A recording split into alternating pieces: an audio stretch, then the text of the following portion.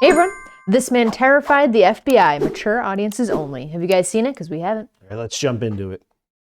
There are a few graphic and distressing details that are revealed at the end of this story. Viewer discretion is advised. But before we get into today's story, if you're a fan of the strange, dark, and mysterious delivered in story format, then you've come to the right place because that's all we do, and we upload 3 or 4 times every week. So if that's of interest to you, please replace the like button's eye drops with Egyptian fox urine. Also, please subscribe to our channel and turn on all notifications so you don't miss any of our weekly uploads. All right, let's get into today's story. Egyptian fox urine. Yeah, that was different. That's very specific. Yeah. Urine in general, but what's an Egyptian fox? My goodness. On the morning of February 2nd, 2012, a young man pulled off a 4-lane highway in Anchorage, Alaska, into a large, snowy parking lot. He passed by dozens of parked cars until he arrived in front of this small shack that was brightly teal-colored. It was a popular coffee shop called the Common Grounds, and this young man worked as a barista there. After he parked his car, he walked up to the white door employee entrance to this little building, and he got his key out and he went to unlock the door, but when he turned the key, he saw the door was already unlocked. He knew the girl who had worked the previous night and would have been responsible for locking the shop up. She was 18-year-old Samantha Koenig, and although she had only been on the job for about a month, she seemed very responsible and had never had any issues closing up before. The young man shrugged it off though. He figured people make mistakes, and he went inside. Right away, he noticed that a couple of things just seemed out of place. It was like Samantha must have just left in the middle of her shift without even attempting to clean up. There were napkins on the ground, there were towels out, there were cups still out. And so as this young man is walking over to the cash register to unlock it, he's running through scenarios in his head about how Samantha could have been so sloppy. And then he reached down with his register key, and just like the door, the cash register was already unlocked. When he pulled the tray out, all the money was gone. And that's when he knew they had been robbed. And so he called his boss. The night before, Samantha had asked her boyfriend, Dwayne, to pick her up after her shift at the Common Grounds. Dwayne arrived in front of the kiosk at about 8:30 p.m., which was 30 minutes after her shift should have been over. Dwayne had gotten held up at his job, which is why he was late. And so when he gets there, Dwayne looks around the parking lot and he doesn't see Samantha anywhere. He sees the coffee shop itself is totally dark and looks like it's been closed up for the night. And so Dwayne gets out of his truck into the freezing cold night air, and he walked up to the window of this coffee shop and he pressed his face up to the glass to look inside, but there was nobody in there. Dwayne automatically went back to the fight he had gotten into with Samantha earlier in the night via text message. She had accused him of cheating on her. He had been kind of nonchalant, like he didn't care about it, and what ensued was a really ugly fight. And so as Dwayne is walking back to his truck, he's thinking to himself, maybe Samantha just didn't want to see him because of the fight, and so at the end of her shift, she got a ride home from her father or maybe from a friend, and that's why she's not here. And so Dwayne gets back inside of his truck and he sends a text message to Samantha asking if she's okay, if she's gotten home, but after several minutes of no response from her, Dwayne, even though they were fighting, he still cares an awful lot about his girlfriend. He decides, I gotta go by her house and make sure she's there and that she's okay. And so a couple minutes later, he gets to her house, he goes up to the door, and her single father, James, answers the door. Dwayne explains that he didn't see Samantha after her shift and just wanted to make sure she was here. But James says, she's not here. I have no idea where she is. I haven't seen her. No. And so the two men go into James's kitchen, they sit down, and they start texting and calling Samantha to try to figure out where she is. And after a couple of minutes, Dwayne's phone lights up, and it's a text message from Samantha. And the message clearly indicates that she's still very upset with Dwayne, but she's saying that she needs some time to think and that she's going to be with some friends for a couple of days. And would he, Dwayne, let her father know where she was? And so Dwayne shows James the text message, and Samantha's father looks at it and he's thinking to himself, you know, this is very uncharacteristic of Samantha. He had raised Samantha since she was 2 years old, and they were very close. They shared everything with each other. It didn't make any sense that she wouldn't contact him directly to say that she was going to be out with friends for a couple of days. Yeah. And it didn't make sense that she would ignore all of his phone calls and text messages when clearly he was worried about her. The two men stayed up super late, calling and texting, hoping to get more information from Samantha, but she never responded. She never texted back. And so the following morning, when neither man had gotten any more messages from Samantha, James James went to the Anchorage Police Department and filed a missing person report for his only daughter. After receiving this missing person report, an officer with the Anchorage Police Department called the owner of the Common Grounds coffee shop to ask about Samantha. And the owner actually said they just got a call from their barista that was working at the kiosk that morning, and they had informed them that apparently there had been a robbery and no one can get in touch with Samantha. No one knows where she is. The owner told the police officer that as soon as she got her hands on the security footage from the night before, she would send it over to the police department. While the police waited for this footage, some officers began calling Samantha's friends and other family members to see if they knew where she was, but no one had heard from her and no one knew where she was. No one had any information. Some other police officers headed over to the Common Grounds coffee kiosk to get a look at it for themselves. And when they got there was no sign of a struggle outside or inside the kiosk, and inside, underneath the counter, was a panic button that had not been pressed. And so even though Samantha's father thought there was something odd about her final text message, the police began operating under the theory that Samantha had robbed the kiosk and then left of her own accord. But what confounded police was how Samantha actually physically got away from the coffee shop. She didn't have a car that night, and she couldn't have just walked away because the weather was way too miserable and cold outside, and Anchorage is just not really a walkable city. And so if Samantha was telling the truth, that she was just taking a couple of days to be by herself with some friends at their place, then why didn't any of her friends know where she was? This question was answered later that day when the owner of the coffee shop made the security footage available. The footage, which has no audio, picks up around 8 p.m. on February 1st, 2012, which was the night Samantha went missing. It shows Samantha inside of the kiosk. She's working alone, she's cheerful, and she's busy. And then at some point, someone that we can't see, they're outside of the camera's range, comes up to the window and orders a drink. Samantha clearly turns to them, acknowledges their drink order, and turns and begins making this drink. And then after she's done making it, she turns to give it to this person,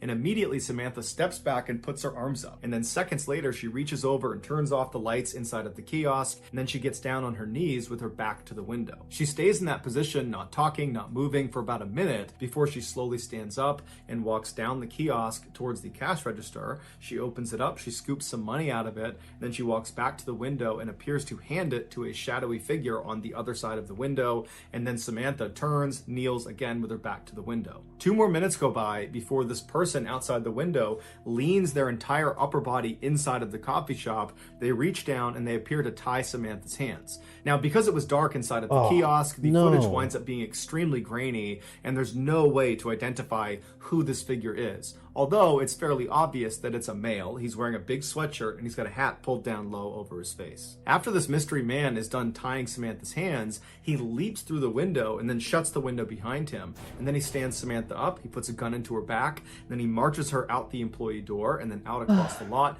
all the way to a white pickup truck where he puts her inside and they drive off. Over the next couple of days, the police and also the FBI, who had been called in to be a part of this investigation, they just kept hitting dead end after dead end because there was no evidence. All they had was this surveillance footage that was too grainy to tell who this guy was that took Samantha. Meanwhile, Samantha's father, James, had rallied the support of nearly all 300,000 people that lived in Anchorage to go out and look for his daughter. His efforts were so profound, it had attracted major news outlets across the country, and suddenly his daughter's story had grabbed national headlines everywhere. This led to strangers donating thousands of dollars to fund a reward for anybody that had information about Samantha's whereabouts. But despite this reward growing in size every single day, and the national news media becoming increasingly more interested in this case, no one came forward with useful information that led to developments in this case. And Samantha never got in touch with Dwayne or her father. Then on February 24th, so 3 weeks after Samantha's gone missing and no one's heard from her,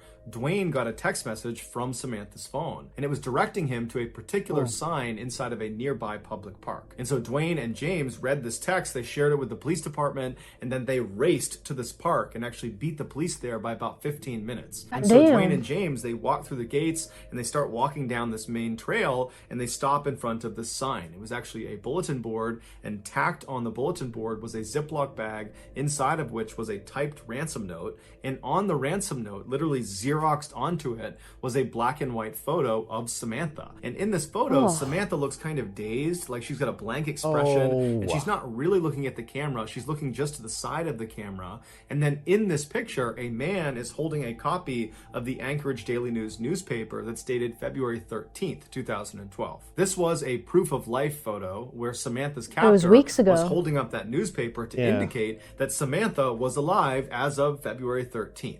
And so to everybody involved in this case, including Samantha's father, even though this is still not a good situation at all, it was kind of a relief to know that at least as of last week, Samantha was alive. As for the demands of this ransom note, James was told to deposit $30,000 into his daughter's account immediately, and if he did that, she would be released 6 months later. As advised by the 6 FBI, months James later? deposited a portion of the ransom money into his daughter's account, and then the FBI just waited and watched, because they knew if anyone tried to withdraw money from that account, they could track where the card was. A few days later, 3 separate withdrawals were made within Anchorage, but each time the FBI got a notification about one of these withdrawals, they would rush to the scene, and whoever it was that had tried to make this withdrawal was long gone. When they pulled the security footage from these 3 different ATMs, the person that was making these withdrawals was a man wearing a ski mask and big sunglasses, so they had no way to identify him. After these withdrawals, the account went silent for over a week,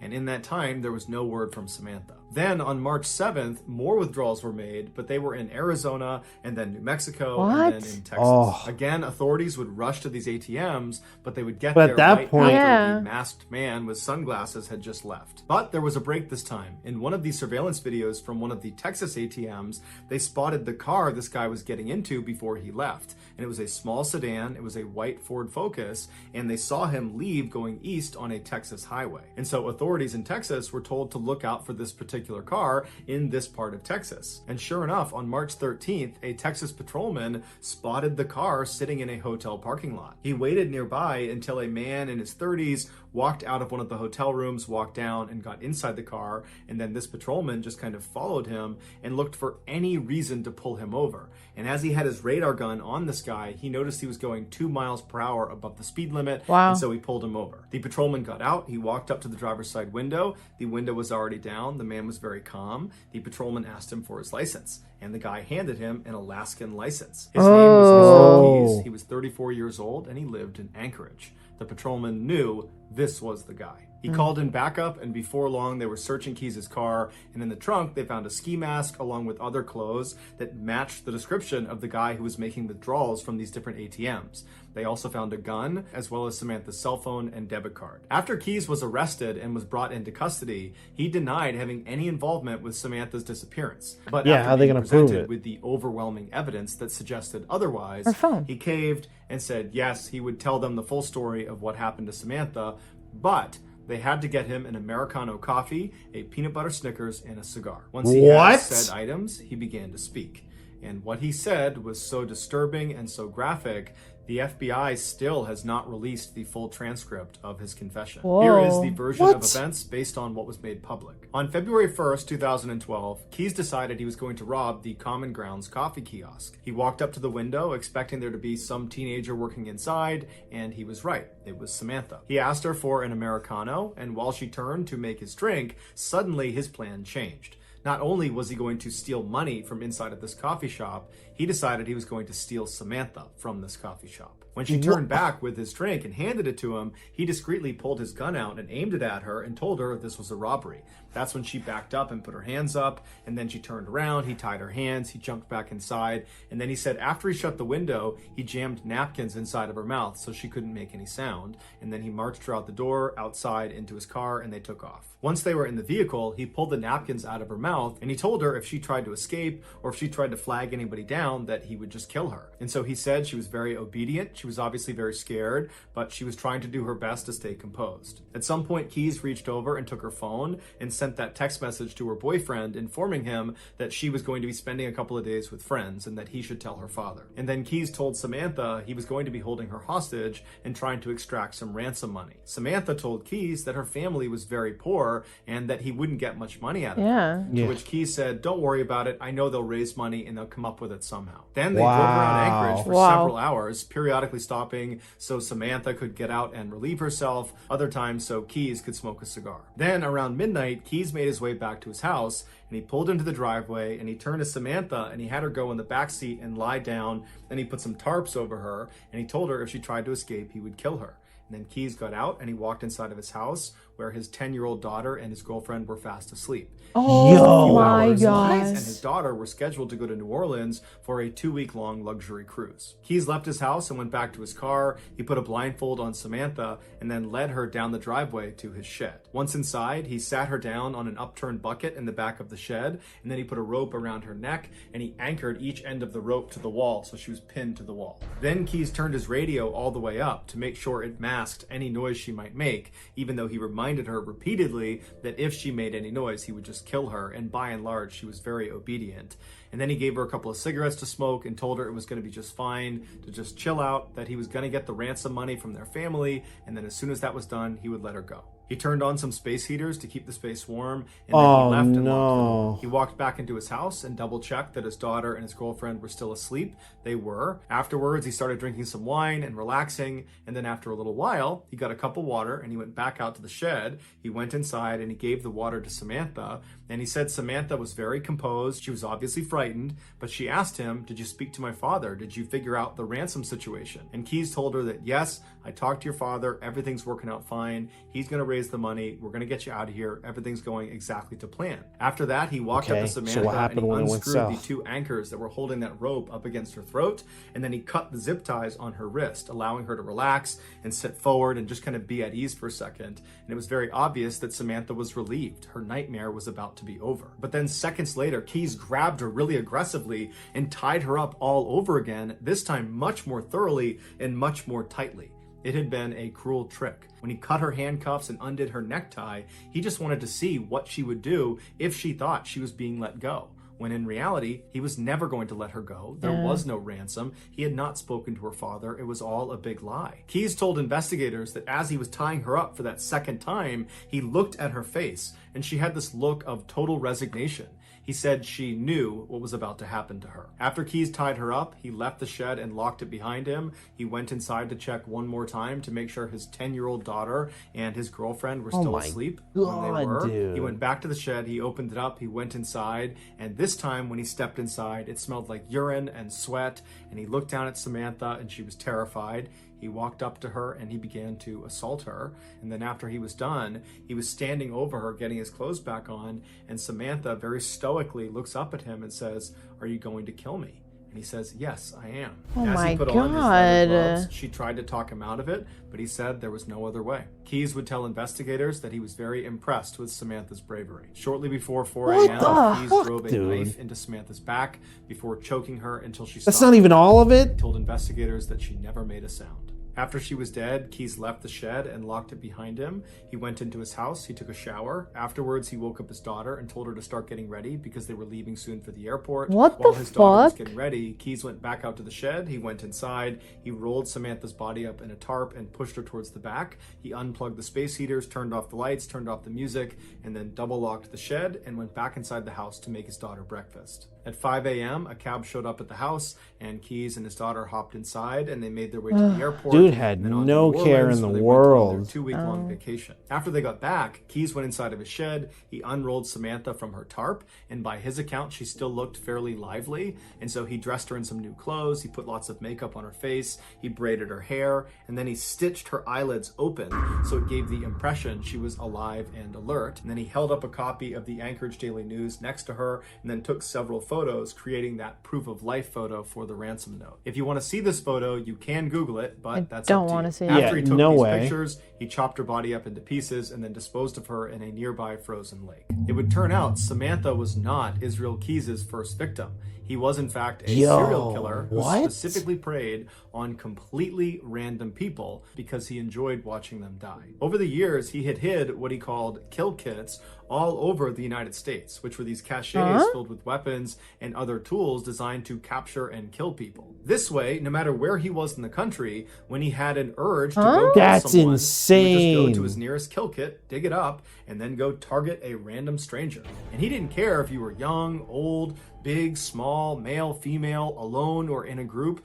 Everyone was a target of opportunity. Keys told investigators that as soon as he saw Samantha inside of that coffee kiosk, instantly he knew he was going to kill her. Everything about the ransom, the robbery, all of it was just a lie to keep her in line, to give her some hope that she might get out of this alive. when in reality, the second she walked outside of the doors of that kiosk, she was dead. He's admitted to killing Samantha as well as an older couple up in Vermont, but he would take his own life in a jail cell in December of 2012 before he named any of his other victims. And so to this day, we have no idea how many people he killed. The best guess is 11 based on a drawing he made in his jail cell, but that's just a guess. So that's gonna do it, guys. If you found the secret in today's video, let us know in the comments what a little bitch. That's crazy. He made kill kits.